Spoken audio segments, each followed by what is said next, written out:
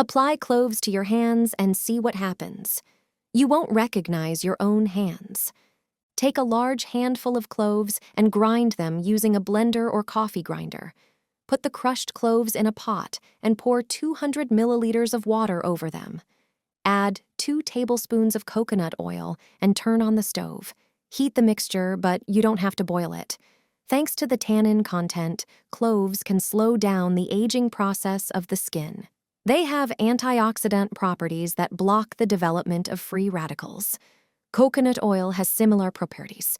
Cloves are effective in fighting fungi and have a strong anti-inflammatory effect. The skin, thanks to Cloves, can become smoother, radiant, and free of discoloration. When the mixture is heated, strain it into a container and let it cool. Pour it into a spray bottle. Clove oil reduces irritation and helps maintain a healthy appearance of the skin. When applied to hands, face, or other areas of the skin, it also protects against insects. Taking care of our skin, we simultaneously protect it from ticks, mosquitoes, fleas, or spiders.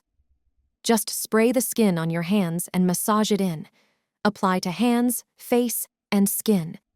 Using this mixture relaxes and soothes muscle tension. It reduces stress.